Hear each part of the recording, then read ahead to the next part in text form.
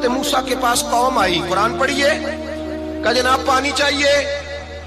وَإِذِ اسْتَسْقَىٰ مُوسَىٰ لِقَوْمِهِ، موسیٰ نے اپنی قوم کے لیے پانی مانگا. ہم نے کہا فَانْفَجَرَتْ مِنْهُ اثْنَتَا عَشَرَةَ عَيْنًا، اپنا ڈنڈا پتھر پہ مارو. عقل والا آدمی ہوتا تو اڑ جاتا، کہتا یا اللہ پتھروں سے بھی کبھی پانی نکلا ہے. اضرب بعصاک الحجر، مارو پتھر پہ ڈنڈا. اللہ کے نبی نے منٹ نہیں لگایا، ٹھا کر کے ڈنڈا لگایا. فَانْفَجَرَتْ مِنْهُ اثْنَتَا عَشَرَةَ عَيْنًا. اللہ فرماتے ہیں جناب موسیٰ نے ایک عصا مارا، میں نے 12 چشمے جاری کر دیے. تو لے تو اللہ کرتا ہے، اللہ کہتا ہے پڑھ نماز روزی دوں گا، کہتا ہے سوچتا ہوں. اللہ فرماتا ہے آجا مسجد میں تیرا ہو جاؤں گا، کہتا ہے دیکھتا ہوں. رب فرماتا ہے تو میرے محبوب کی غلامی کر، میں تجھے محبوب بنا لوں گا. تو کہتا ہے تھوڑا بڑا ہو کے داڑھی رکھنی ہے، ابھی سیانا ہو کے میں ذرا سرٹیفکیٹ لے لوں اسرائیل سے کہ کتنے سالوں کے بعد آئیں گے، پھر شروع کروں گا. پروگرام بنا رہا ہے، ابھی تو ارادے میں ہے. اللہ کے پیغمبر کا ڈنڈا، اور اس سے زیادہ آگے بات ہو گئی. پیچھے فوج لگی ہوئی ہے فرعون کی، مجمع ہے، ہزاروں لاکھوں کا لشکر لے کے، تلواریں نیزے، فرعون پیچھے، آگے دریا آ گیا.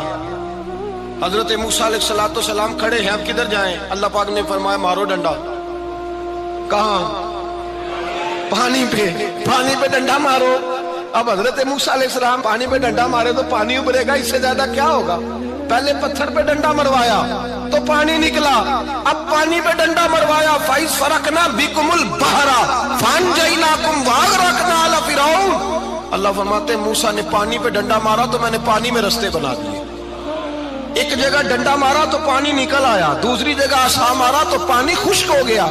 12 چشمے بن گئے، 12 رستے بن گئے دریا میں سے.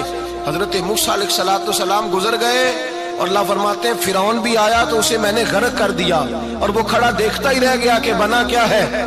جب یقین کامل نصیب ہوتا ہے، اعتماد کی دولت اللہ دیتا ہے، جب انسان کو یہ انشراح صدر ہو جاتا ہے کہ میری نجات خدا کے حکم میں ہے اور رسول اللہ کے قدموں میں ہے، جب اسے یہ انشراح حاصل ہوتا ہے تو پھر نماز کا لطف آتا ہے.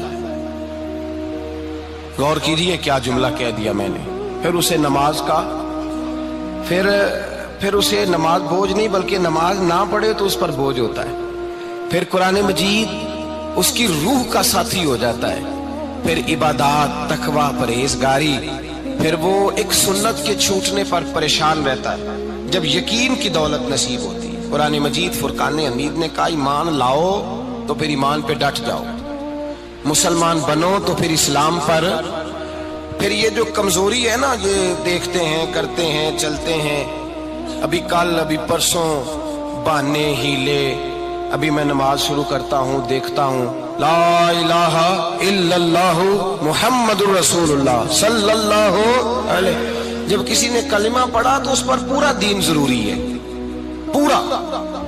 اب وہ یہ نہیں کہہ سکتا کہ تھوڑا تھوڑا کر کے آؤں گا. یقین کی دولت نعمت ہے.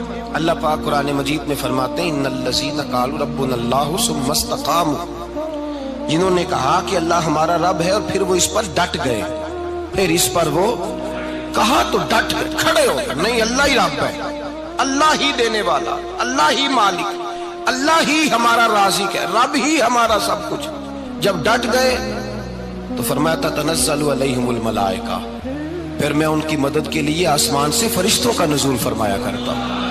فرشتے کیا کہتے ہیں؟ اللہ تخافوا ولا تحزنوا، غم نہ کرنا، خوف نہ کھانا، وابشروا بالجنۃ التی کنتم توعدون، ہم تو تمہیں اللہ تبارک و تعالیٰ کی اس جنت کی خوشخبری دینے آئے ہیں جس کا رب نے تمہارے ساتھ وعدہ کیا ہوا ہے.